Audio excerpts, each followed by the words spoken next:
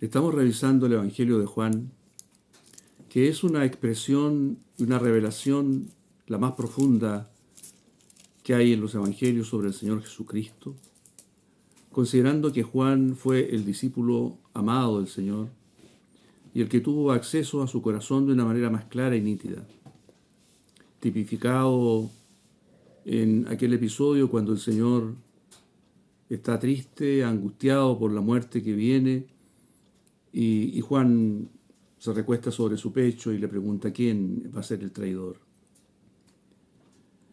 Juan tenía, por lo tanto, las condiciones para mostrarle al mundo quién es Jesús. Y, como decíamos, Juan escoge muy bien 6 personajes que representan a toda la humanidad. Nicodemo, el maestro de la ley, la mujer samaritana, aquella mujer promiscua y necesitada, el paralítico de Betesda, el abandonado por 38 años, la mujer que fue sorprendida en un acto inmoral, el ciego de nacimiento, que fue despedido de la sinagoga por reconocer que Jesús era más que un profeta, Lázaro, el amigo que muere y al cual el Señor resucita. Estos 6 personajes son muy representativos. Notemos lo siguiente. El primero y el último, Nicodemo y Lázaro, ambos conocen la experiencia de la muerte.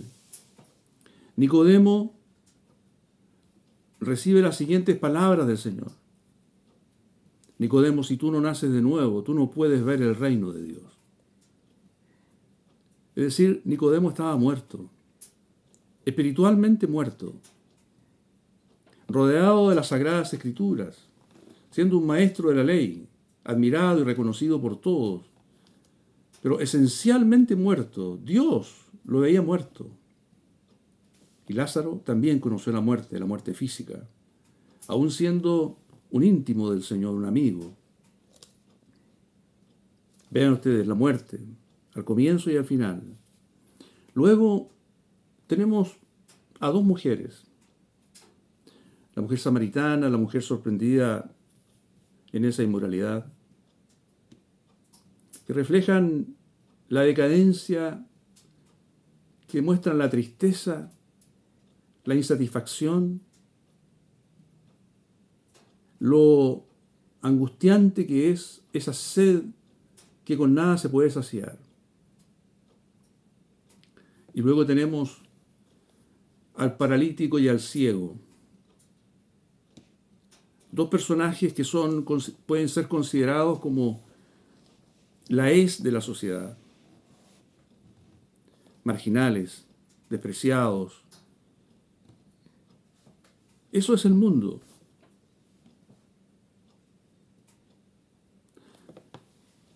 Estos 6 personajes, recuerden que 6 es el número del hombre, los escogió cuidadosamente Juan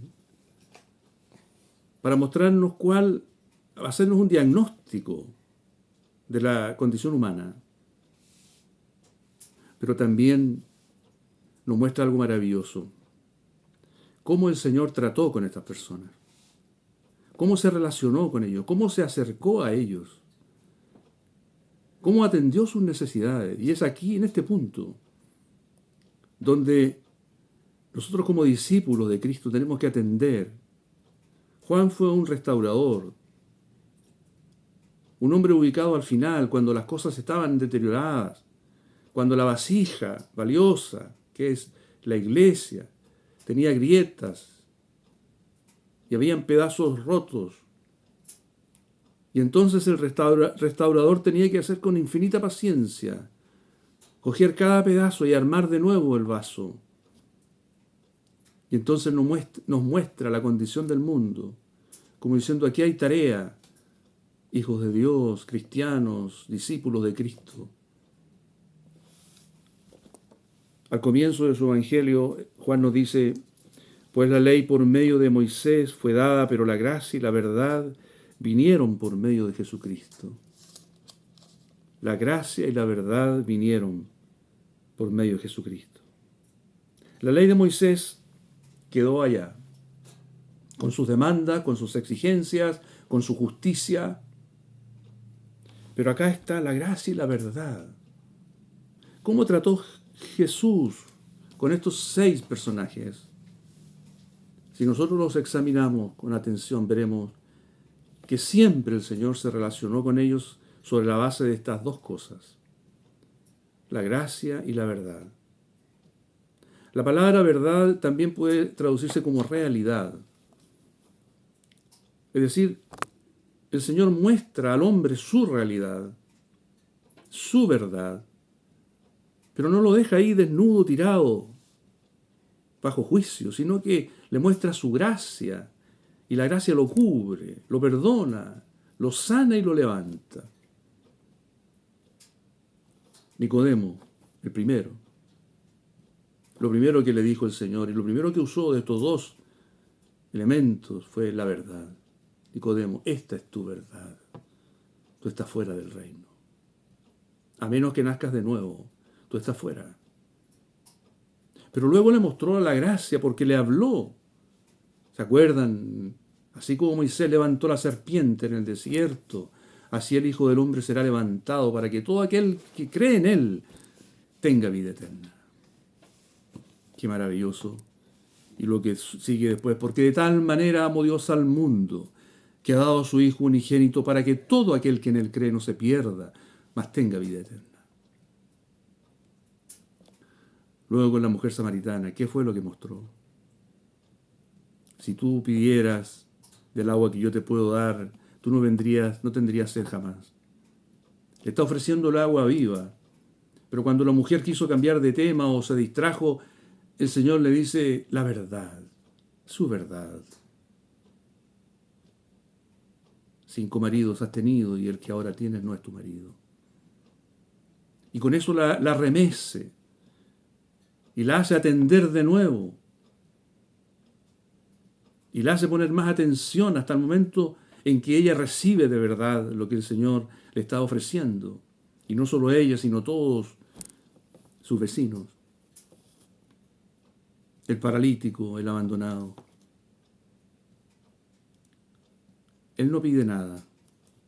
Él no espera nada. Lleva 38 años tirado, sin una mano amiga, sin una mano de poder que lo levante. ¿Qué creen ustedes que hizo el Señor? Le pregunta, ¿quiere ser sanado? Eso es todo. Gracia pura. Pero después la verdad. Dice, no peques más. Lo mismo que la mujer sorprendida. La exonera de culpa, la libera, la perdona, pero luego dice, no peques más. La gracia y la verdad, juntas, libertando, salvando, sanando. Y con Lázaro de nuevo, pura gracia. Entonces empezamos de Nicodemo y avanzamos. Empezamos con Nicodemo, de repente más verdad que gracia, y terminamos con Lázaro, más gracia que verdad. Como en una progresión maravillosa. Eso es la humanidad y ese es el método, por decirlo así, aunque la palabra método tal vez no sea la mejor. Es la forma como el Señor actúa y se relaciona con las personas. Así los alcanza y así los levanta. Nunca la verdad sola. Porque la verdad puede dejar sin aliento a alguien, sin respiro. Lo lanza al suelo, lo descoloca, lo hunde. La gracia sola también hace mal porque es como una gracia permisiva. El Señor me sana y me vuelve a sanar y yo vuelvo a pecar y me vuelve a perdonar. Tiene que haber un equilibrio, las 2 cosas. Ese es el método de Cristo. ¿Cuánta necesidad hay hoy día? Estos 6 están en todos los rincones del planeta, en todos los lugares a donde tú mires. están con otro aspecto, con otro disfraz, con otra careta, pero están allí revolcándose en el pecado, revolcándose en el dolor, en la angustia, en la soledad, en el vacío. Es triste, muy triste ver eso. El corazón de Dios está acongojado por la situación del mundo. Y el Señor Jesús está enrolando, está recogiendo, llamando discípulos, guerreros, que no le teman, que sean valientes para ir más allá, para romper los tabúes, los moldes, los prejuicios y entrar en el terreno donde solo los que aman, los que tienen amor verdadero pueden entrar. Y al final hay un personaje que no aparece solo en Juan, sino también en otros evangelios, pero que es como un séptimo personaje, María de Betania, la hermana de Lázaro, ungiendo al Señor.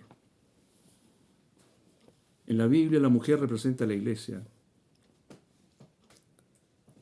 Podríamos pensar, queremos pensar, que María representa a la iglesia, que al final, después de todo lo que el Señor ha hecho, todo lo que hizo a favor del hombre, a favor de la mujer, Él recibe la ofrenda de amor más hermosa, un corazón derramado, una devoción a ultranza, definitiva y absoluta. Pero veamos, Juan no solo escribió el Evangelio, escribió también las epístolas y el Apocalipsis. Vamos a leer algunos fragmentos pequeños de las epístolas para que veamos cuál es el mensaje de Juan. Vean ustedes cómo, con estas palabras de Juan, cómo él va volviendo la fe de los creyentes, reafirmando las verdades fundamentales que fueron dichas desde el principio. Por ejemplo, vamos a encontrar en la primera epístola de Juan, reiteradamente, la fe que proclamó Pedro en Cesarea de Filipo, cuando el Padre le reveló a Jesús. Le dijo, tú eres el Cristo, el Hijo del Dios viviente. Esa declaración, esa confesión, que es una confesión poderosa, que es la piedra angular de la edificación de Dios. Juan la reitera una y otra vez porque ese es el fundamento que hay que volver a poner si es que se ha removido o si es que se desconoce. Partamos de ahí, pero también sobre el perdón de los pecados, sobre el amor fraternal, sobre los peligros que acechan. ¿Cuál es la fe primigenia? Si confesamos nuestros pecados, Él es fiel y justo para perdonar nuestros pecados y limpiarnos de toda maldad. Hijitos, estas cosas os escribo para que no pequéis. Y si alguno hubiere pecado, abogado tenemos para con el Padre a Jesucristo el justo. Y esta palabra abogado es el paracletos. Es la misma palabra que en Juan se traduce como consolador. Pero ¿qué es paracletos? ¿Qué es ayudador? Hay Biblias actuales que están poniendo la palabra paracletos, una transliteración, no una traducción. Y qué bueno es eso, porque paracletos es mucho más que abogado, es mucho más que consolador.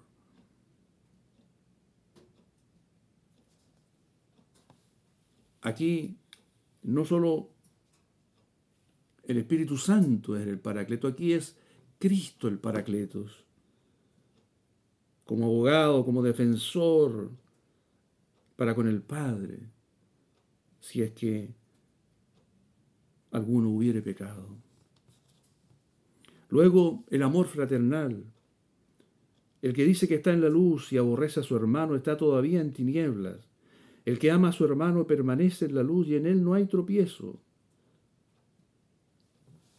Este es uno de los signos de nuestro tiempo.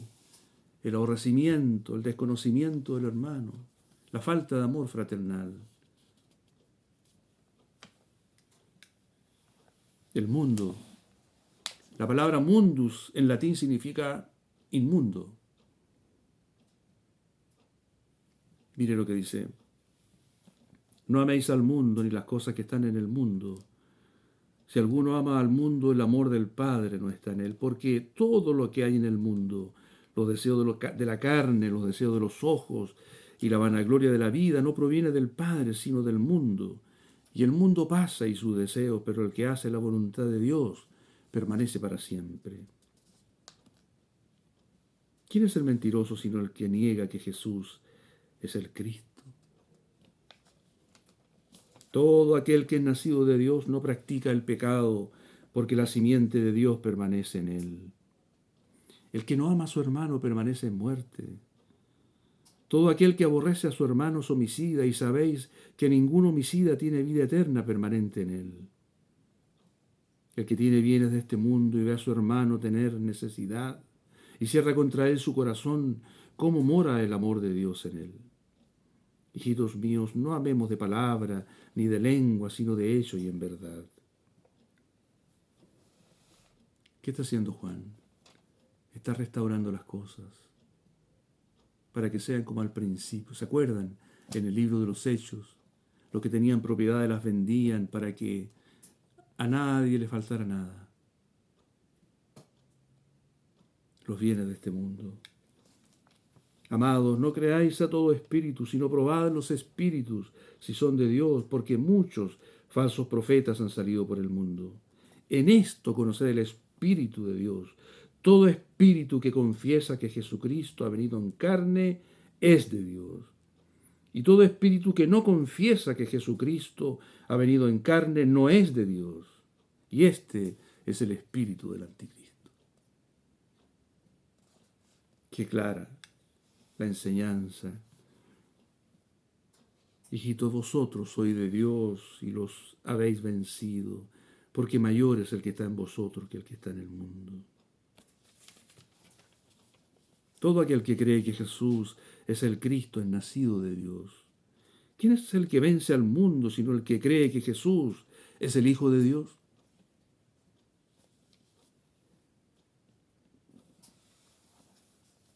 Segunda epístola de Juan y tercera epístola de Juan. ¿Se han fijado cuánto énfasis pone en la verdad? De hecho, las dos salutaciones de las epístolas dice: el anciano a la señora elegida y a sus hijos, a quienes yo amo en la verdad. La tercera epístola: el anciano a Gayo, el amado, a quien amo en la verdad. Pablo en Efesios decía: creciendo la verdad en amor, edificándonos con la verdad en amor. Aquí es a quien amo en la verdad. La verdad, la realidad es lo que Dios busca. ¿Cómo obtiene Dios siervos y siervas que pueden servirle a Él en su obra? Hombres y mujeres con realidad de Cristo, que hayan sido transformados, en los cuales Dios ha trabajado. Esto no es de un día o dos. Esto no se produce sin dolores, sin fracasos, sin tropiezos, sin caídas. Si el Señor lo hizo con Juan, lo puede hacer contigo y conmigo. No perdamos la esperanza. Estamos en el camino. Dios está llamando restauradores. ¿Y qué diremos del Apocalipsis? Juan estaba muy anciano en Patmos. Estaba allí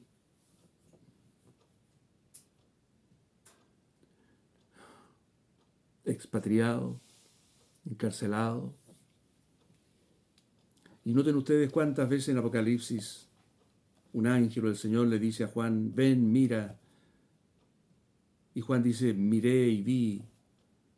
Juan es testigo de todos los eventos que allí se muestran. Y algunos de ellos él no los pudo escribir, sin embargo los conoció. El anticristo, por ejemplo. El corazón del Señor se abrió para Juan en Apocalipsis y Él nos muestra lo que va a suceder.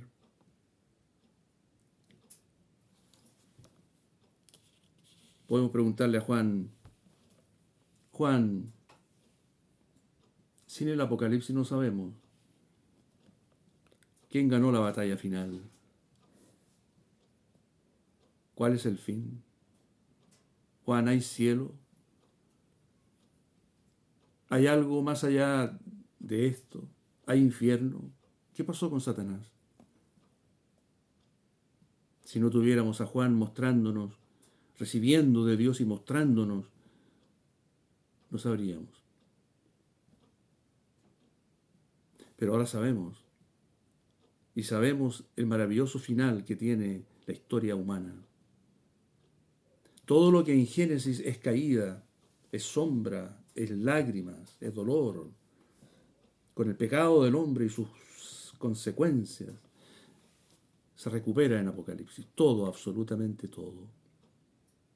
Entonces todo lo demás, entre el Génesis, los primeros capítulos y los últimos de Apocalipsis, todo este intermedio largo, oscuro, siniestro, de muerte, desolación, es solo un gran paréntesis. Pero tendremos de nuevo un paraíso y más que un paraíso. Las glorias eternas están ahí. Juan estuvo recostado en el pecho del Señor. Antes de él, el Señor estuvo y está recostado en el pecho del Padre. ¿Dónde estamos nosotros? Nos recostamos en el pecho del Señor. Queremos saber, queremos conocer cómo hablar palabras al cansado, cómo restaurar en este tiempo tan difícil. Hay una palabra en Isaías con la cual quisiera terminar.